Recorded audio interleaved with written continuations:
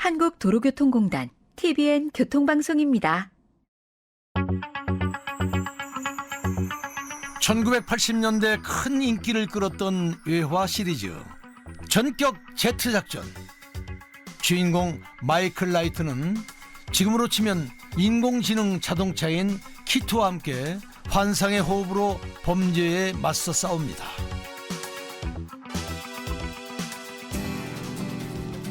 그로부터 40년 가까이 흐른 2025년 지금까지도 키트와 같은 자동차는 세상에 등장하지 않았습니다. 여전히 자동차는 사람이 운전해야만 하죠. 그래도 그리 머지않은 미래에 키트를 만나게 될 것 같은 기대감이 드는 것도 사실. 모호하지만 흥미롭고 어느 순간 갑자기 실현될 수 있는 미래 교통 이야기 지금 시작합니다.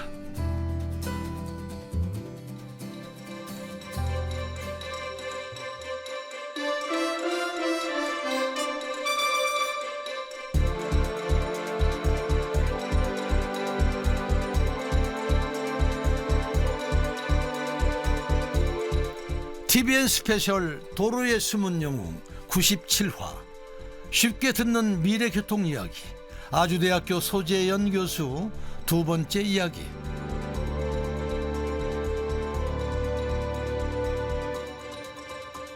안녕하세요. 도로 위의 숨은 영웅 방송인 김성환입니다.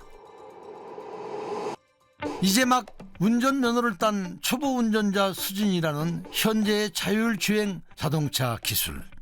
일반적으로 자율주행 수준 단계를 0단계부터 5단계까지 구분하고 있습니다. 각 단계별로 어떤 특징과 차이가 있는지 쉽게 설명 좀 부탁드리겠습니다. 기본적으로 레벨 0의 경우에는 운전자가 모든 것을 수행하는 것입니다. 센서도 없고 경고도 없이 운전자가 모든 운전 행위를 수행하는 것이 레벨 0고요.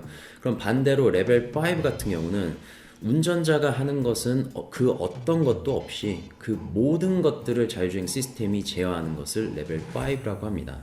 그런데 그 중간에 있는 이제 레벨들이 있는데 레벨 1 같은 경우에는 예전에 기억하듯 주차 센서 정도 있어서 뭐 경고음 울리는 정도가 레벨 1이라고 볼 수 있을 것 같고, 레벨 2 같은 경우는 지금 현재 많은 차량에도 지금 활용되고 있는 기술들인데 뭐 ADAS 시스템이라고 해서 과속에 대한 경고를 해준다거나 차로 벗어남에 대해서 경고해 준다거나 그리고 기타 안전정보에 대해서 운전자한테 알려줌으로써 운전자가 좀 그에 대해서 반응해서 위험 피하게 하는 그런 레벨이 레벨 2라고 볼 수 있습니다. 여기까지는 저도 쉽게 이해를 했습니다. 그럼 레벨 3부터 5까지는 어떤 차이가 있을까요?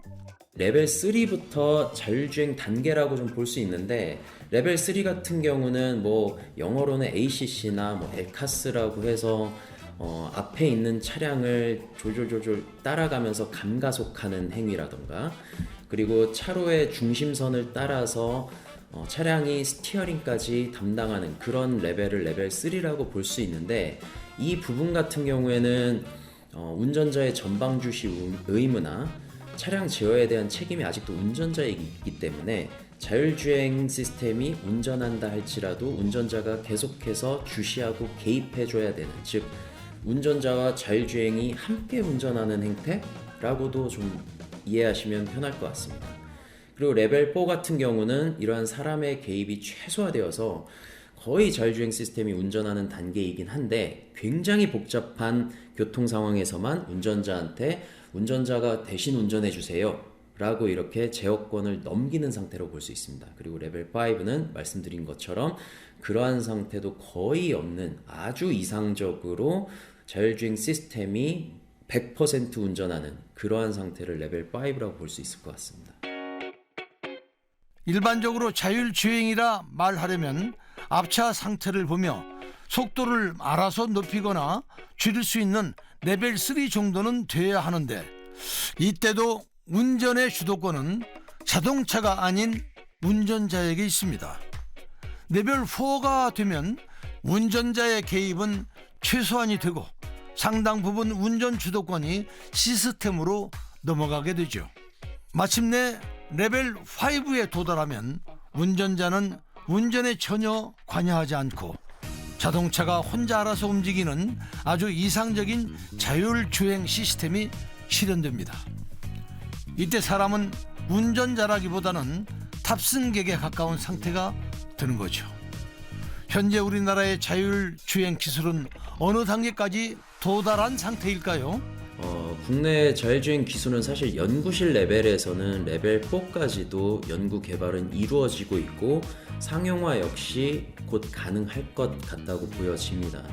다만 레벨 4라는 거는 대부분의 교통 상황에서 역시 자율주행이 가능해야 되는데 현재의 레벨 4 기술 같은 경우는 상대적으로 운전 환경이 단순화된 고속도로라든지 그러한 부분에서만 가능하다 보니까 사실은 전체적인 도로에서 가능한 자율주행 기술 수준이 뭐냐라고 물어본다면 레벨 3 수준이라고 볼 수 있고 레벨 3는 현재 상용화되어서 지금 적용되었다라고 얘기할 수 있을 것 같고 레벨 4 같은 경우는 한정적인 지역, 즉 좀 더 단순한 교통 환경에서만 가능한 수준이다라고 얘기할 수 있을 것 같습니다. 이 속도라면 우리가 상상 속에서만 그렸던 미래 교통 환경이 어느 날 불쑥 눈앞에 구현될 것 같다는 예감이 듭니다. 분명 설레고 기대되는 미래지만 동시에 불안감이 들기도 하죠. 아예 운전자 없이 운행하는 레벨 5 단계 자동차도 등장할 텐데 만약 그런 자동차를 탔다가 사고라도 나면 어떡하지? 이런 걱정이 앞서는 것도 사실이니까요. 자율주행 자동차를 도로에서 테스트할 때조차 안전 확보 문제 때문에 매우 제한적으로 운행할 수밖에 없는 게 지금의 현실이죠. 다만 우리나라 같은 경우는 실증 역시도 조금은 소극적으로 하고 있는 측면이 분명히 있고요. 또 소극적으로 진행하면서 그 시나리오 역시도 굉장히 위험한 시나리오 같은 경우는 진행하지 않는다던가 그리고 자율주행 자동차에 실제 안전요원이 탑승해서 어떤 사고가 발생할 것 같으면 바로 브레이킹이라든지 운전대를 잡는다던가 그런 행위가 있기 때문에 현재까지는 굉장히 사고가 많이 발생한다거나 하는 그런 현상은 우리나라에서는 없었습니다. 그런데 그런 쉴도로 테스트라는 게 안전과 직결되어 있다 보니까 제한적으로 운영하고 있어서 모든 교통 상황에 대응할 수 있는 자율주행 기술 수준을 완성하지 못하고 있는 거죠. 그래서 다만 그런 것들은 우리가 실도로 환경에 자율차를 실증하고 그 키로수가 늘어갈수록 좀 더 실수하고 그 실수를 만회하기 위한 기술 개발을 더 진행하면 아무래도 레벨 4가 오는 시기는 좀 더 앞당겨질 수 있겠다라고 생각할 수 있을 것 같습니다. 아직 넘어야 할 산이 한둘이 아닌 자율주행 자동차 기술. 그럼에도 이 기술을 완성하기 위해 전 세계 수많은 전문가가 경쟁적으로 기술 개발에 나서고 있습니다. 대체 사람들은 무엇 때문에 완전한 자율주행 자동차를 꿈꾸고 있는 걸까요?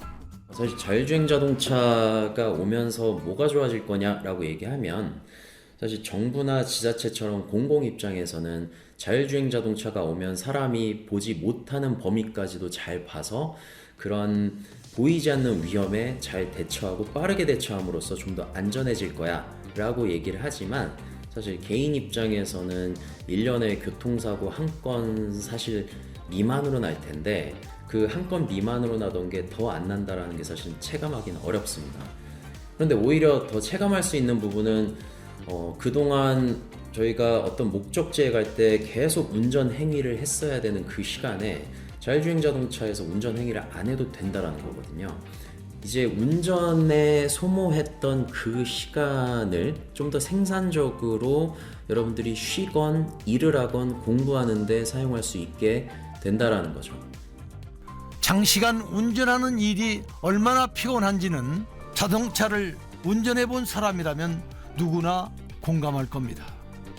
우리가 자율주행 자동차를 꿈꾸는 이유는 생활이 혁신적으로 편리해질 수 있기 때문일 테죠. TVN 스페셜 도로의 숨은 영웅 97화 쉽게 듣는 미래 교통 이야기 아주대학교 소재현 교수 두 번째 이야기를 마칩니다.